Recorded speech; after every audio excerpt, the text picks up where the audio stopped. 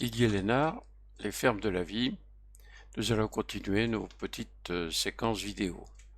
Aujourd'hui, je vais vous parler d'une chose qui est une partie d'un ensemble. Cette chose, c'est l'autonomie. Et l'autonomie, ça va avec la résilience face au climat, face aux maladies, face aux problèmes d'insécurité, et la politique. Donc, la prochaine fois, on parlera de la résilience et la fois d'après de la politique.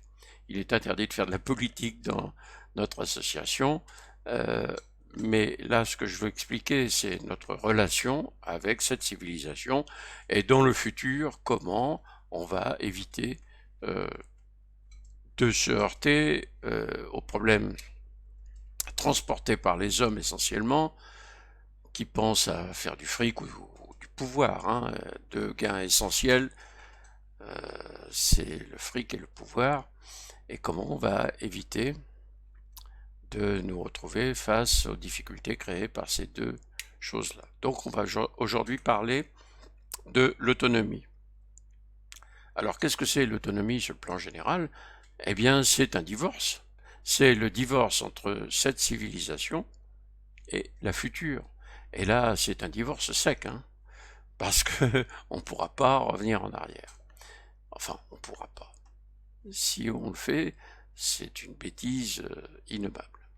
Alors, ça veut dire quoi dans la vie? Ça veut dire que, eh bien, vous vivez dans cette civilisation, il va falloir continuer à vivre, vous devez continuer à aller travailler et faire tout bien comme vous devez le faire si les fermes de la vie n'existaient pas.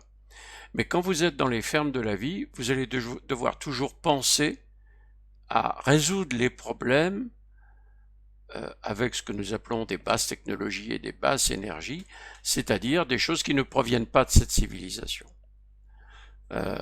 pour des tas de raisons que je n'ai pas le temps d'expliquer ici.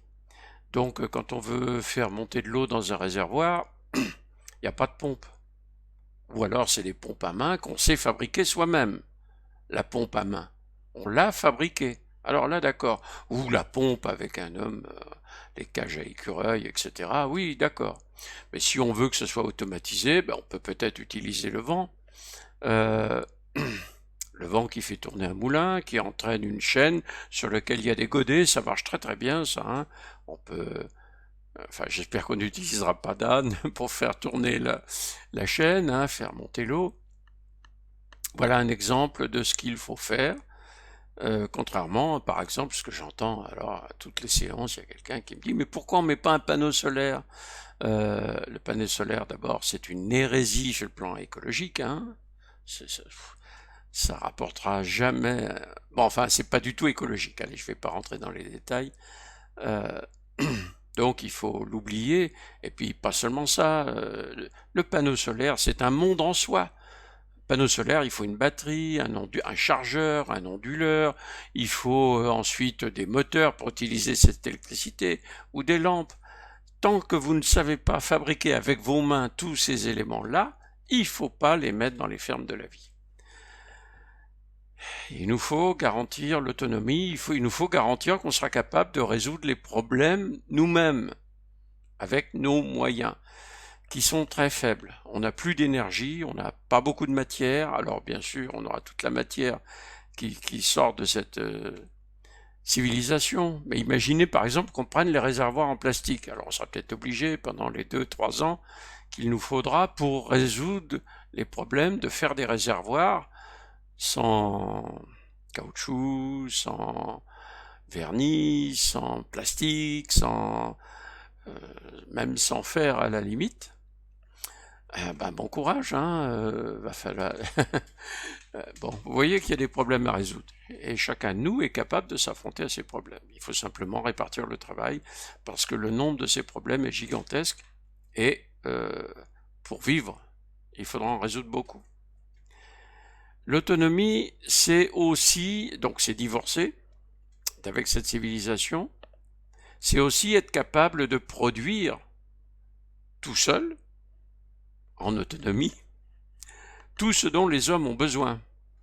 Alors si on prend l'exemple des légumes, Bon, je vais vous dire, il n'y a qu'à se balader dans une forêt pour comprendre que c'est possible, hein. La nature se débrouille très bien toute seule pour produire beaucoup plus que ce que les maraîchers produisent, hein, par mètre carré de surface, hein. Voilà. Et ça, sans labourer, sans pesticides, sans engrais, sans fongicides, sans rien, quoi. Ça produit tout seul, tranquillement. Donc l'autonomie, c'est ça. L'autonomie, c'est aussi quelque chose de très important, c'est transporter dans la future civilisation toute la connaissance que nous avons construite, fabriquée dans cette civilisation. Laquelle connaissance se trouve dans des ordinateurs la plupart du temps, du moins les dernières évolutions de cette connaissance. On a bien sûr des bibliothèques qui en ont un peu, et qu'on retrouvera peut-être si on a des torches pour aller au fin fond des placards. Donc il faudra sortir cette connaissance des ordinateurs, l'imprimer et l'indexer pour la rendre disponible dans le futur aux gens qui chercheront à résoudre des problèmes et pour lesquels cette connaissance sera bien pratique, ou simplement pour les futurs chercheurs qui devront s'appuyer sur cette connaissance. Bien. Voilà, en gros, je résume, l'autonomie c'est divorcer d'avec cette civilisation, construire les moyens de produire l'autre civilisation, de produire ce qu'il faut pour les humains, et troisièmement, essayer de transporter le maximum de connaissances de cette civilisation dans le futur. C'est la seule chose qu'on peut faire passer de l'une à l'autre. Quand je parle des connaissances, il n'y a pas que les connaissances scientifiques, hein, la culture, les pièces de théâtre, etc. Tout ça, ça doit être transporté. La culture, c'est peut-être un petit peu plus facile parce que la plupart du temps, c'est imprimé. Mais enfin. Bon. Donc, la prochaine fois, nous parlerons de résilience. Oui, parce que si on n'est pas capable de résister à ce que le climat nous annonce, l'autonomie, ça ne sert pas à grand-chose, hein. Avec les problèmes de sécurité et les problèmes de maladie, qui sont les trois grands aspects de la résilience. Voilà. À bientôt.